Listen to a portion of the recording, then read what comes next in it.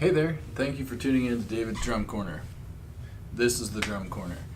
So, today is going to be the first installment in a series of episodes that's going to be kind of a consider the following Bill Nye the Science Guy-esque video. Short, sweet, but to the point.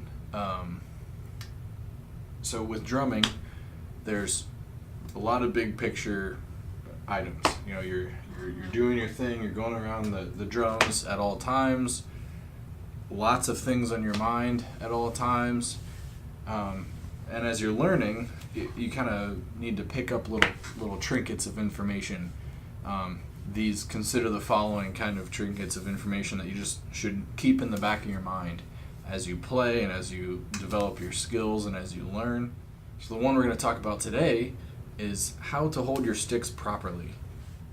A lot of drummers, right off the bat, just sort of pick up a stick and they do it horribly wrong, and then it's super hard for them to break that habit.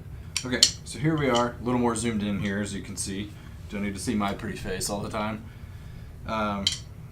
Take your favorite sticks, whatever sticks you use on your drum set. The thing that a lot of drummers do right off the bat, which is wrong, is they hold the stick in their hand and keep their hand vertical, and then they play like this across the set.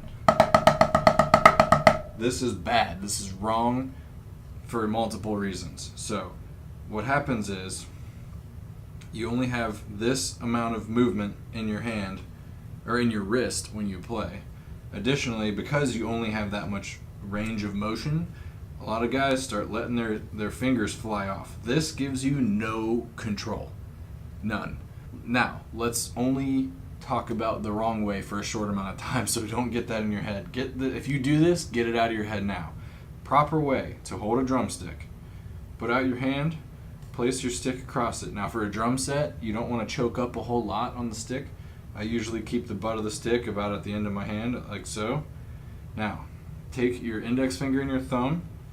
This is your fulcrum. From this pad to your thumb across, this is your fulcrum right here. Okay, now take the rest of your fingers and fold it around. These are your support fingers. Always keep these on the stick. It's easy to let these kind of fly off, but these are your control right here. Keep these on the stick. Now, see how my hand's flipped over? Now turn it 180 degrees. This is your home base right here. And then your motion is this with the wrist. Don't let these fingers go, but you can have some motion here for additional degrees of freedom. But your fulcrum is here, your index and your thumb, with a little bit of tension on it. Not too much, otherwise you're going to wear yourself out. Now let's talk about the stroke. Big fan of the stroke. So kind of relax your arms. You got your elbows out a little bit, right? And then, like I said, it's from the wrist. So this.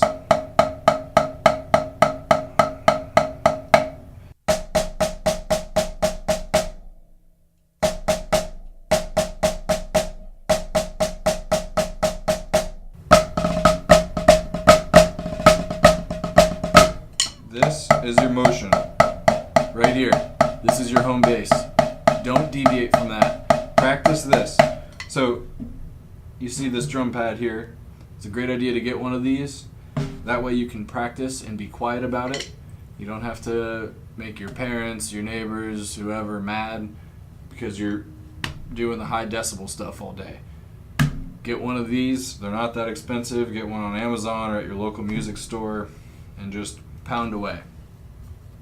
And it's great for just practicing that motion. Do this with both hands. Do this with both hands. So cool. Of course, this is like the full range of motion here. You know, just practice different heights.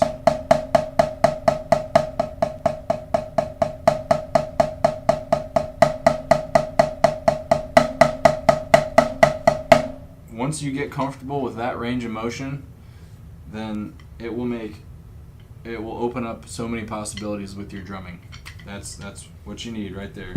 So with that, there's some back of the brain banging content. Keep that in mind as you're playing your full kit. Get a pad like this, practice. Even if you don't have a pad, practice just doing that motion around your drums. You know, just that's the motion right there. Keep that going. Those the fundamentals of that motion right there. That's where it all comes from.